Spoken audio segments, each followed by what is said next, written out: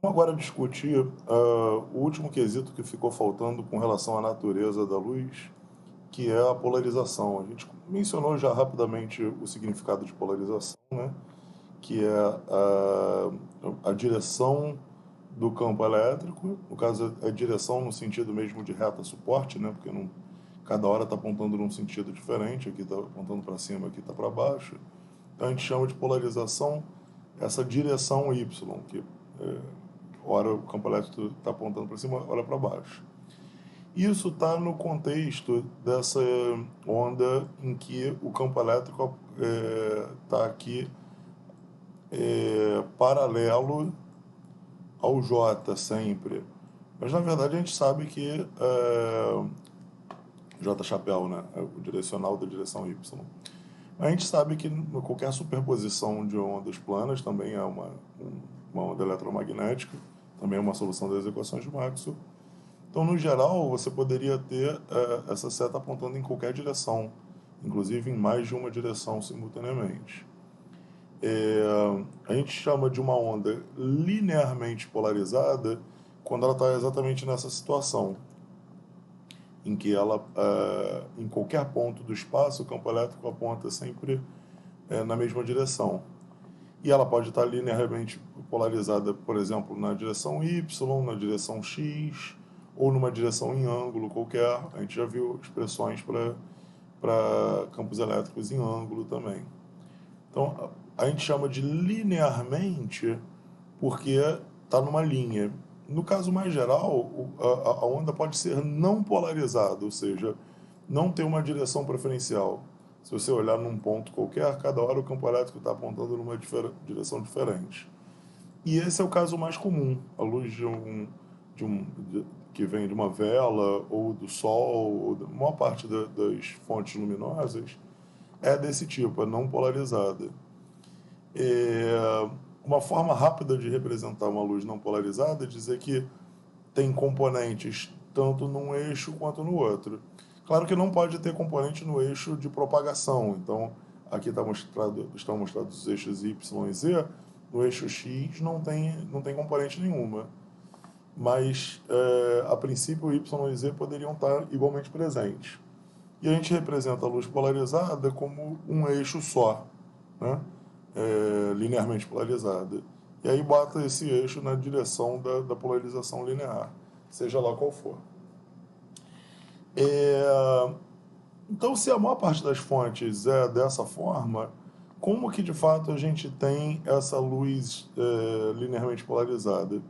A ideia básica é que existe mais de uma forma de se ter isso. Tá? A luz pode ser gerada originalmente polarizada, mas também tem outras formas de se ter isso. É, uma mais direta, assim, mais pragmática para ensino, que é interessante, é quando a luz passa por um polarizador. O que é um polarizador? Polarizador é um material em que as correntes elétricas, os elétrons livres ou quase livres, conseguem trafegar numa direção com facilidade, mas não na outra. De forma que a luz não polarizada, que aponta em todas as direções, quando passa por esse material, é, as, a parte da luz que estivesse na direção que tem liberdade, ela vai ser refletida. E a parte da luz que está apontando uma direção que não tem cargas livres, vai ver um dielétrico, então ela vai passar direto, vai ser transparente. E aí o que resulta é que do outro lado você tem uma luz polarizada, aqui no caso verticalmente, pela minha escolha. Como eu falei, na verdade o campo elétrico pode apontar numa direção qualquer. Então, quando você tem uma direção qualquer θ, o que geralmente você pode pensar é que existe uma componente de θ perpendicular e outra paralela ao que é chamado do eixo do polarizador, a direção que sai a polarização. E numa direção esse campo elétrico vai causar uma resposta dos elétrons e na outra não, ou uma resposta menor. E, por consequência, vai ser transparente para uma polarização e não vai ser transparente para outra polarização. É, Uma forma de você testar se a luz foi polarizada de fato ou não, porque aqui a gente está tendo que confiar que o polarizador fez o trabalho, né? Uma forma que você tem que de testar é a seguinte: pega dois polarizadores. Se dois polarizadores forem colocados em seguida, se eles estiverem com eixos perpendiculares entre si, ao incidir uma luz não polarizada, essa luz se tornou linearmente polarizada vertical, e ao passar pelo segundo não passa luz nenhuma. Isso significa que o primeiro polarizador efetivamente selecionou um eixo. Em geral, quando você compra um polarizador, ele vem com um palitinho mostrando qual é o eixo de polarização. A gente vai ver alguns exemplos disso aqui. Mas um exemplo interessante de polarizador são os óculos escuros de mais qualidade, né? O óculos escuro, ele não é uma lente pintada de marrom, por exemplo, como aparenta ser. Se ele fosse isso, ele ia alterar as cores observadas dos objetos. Isso acontece quando é um óculos de má qualidade. Os óculos de melhor qualidade são todos óculos polarizadores, ou seja, eles se valem do polarizador. Eles se valem do fato de que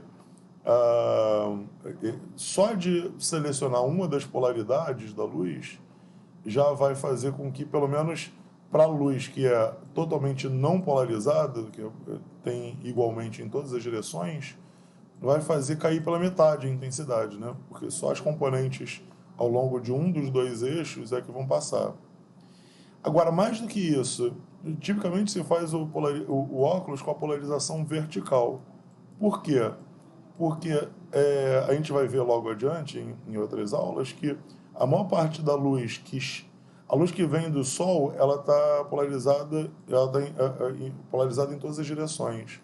Mas a gente vai ver que uma parte grande da luz que bateu no chão e refletiu no nosso olho sai polarizada horizontalmente, de modo que o nosso polarizador vertical bloqueia totalmente essa luz. E esse efeito é outra forma de acontecer a polarização, que é por reflexão, e a gente vai discutir um pouco mais, ele vai ter uma aula só sobre isso. Okay?